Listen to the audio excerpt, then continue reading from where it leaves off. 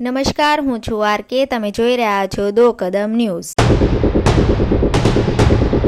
ઘોઘુંબામાં નવા બસ સ્ટેન્ડની સામે સવાપુરા બેસના ફરિયામાં જતા રસ્તાની બાજુના કાચા મકાનમાં ગઈ રાતે અરવિંદભાઈ મૂળ દાહોદરા ગામના છે અને અહીંયા ભાગ પર ખેતી કરીને પોતાનું ગુજરાન ચલાવી રહ્યા છે. ગઈકાલે રાત્રે આદિવાસી પરંપરાગત દિવસો ખાવા માટે સગા સંબંધીના ઘરે ગયા હતા. તે દરમિયાન તેમના કાચા મકાનમાંથી તાળું તોડીને તસ્કરોએ લૂંટ ચલાવી છે. ચોરી થયેલ સામાનમાં બહેનના સોનાના બુટ્ટા, ચાંદીનું કડું અને કાળી મજૂરી કરીને તેમણે પ્લોટ લીધો છે. તેના હપ્તા માટે 50,000 રૂપિયાની રકમ ભેગી કરી હતી. એ પૈસા પણ તસ્કરોએ લઈ ફરાર છે.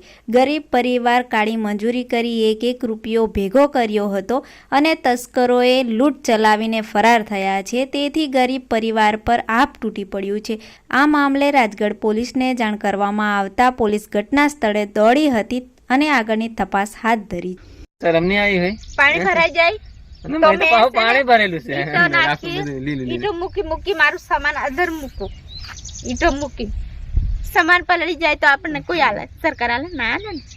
આપણે મહેનત કરવું પડે, મજૂરી કરવી પડે. આપણે વખેરી આલ્યું તો કોઈ આપણને હરકું મૂકવા આવે ખરું? આપણે જાતે કરવું પડે ને. મોટા ભાગે અને મારા 4 વર્ષ થાય અહીં રેતી. વરસ સાલ પાણી ભરાઈ જાય, 1 વર્ષ એકલું ના પાણી ભરાયું. આવા સાપરામ તો મને કઈક મહેનત મજૂરી કરીને થોડુંક આદર કરવું, એવી રીતે ભૂખ્યા તરસ્યા કોઈ દિવસ અમારે ટીપીને ના બને એવી મજૂરી કરીએ અમે.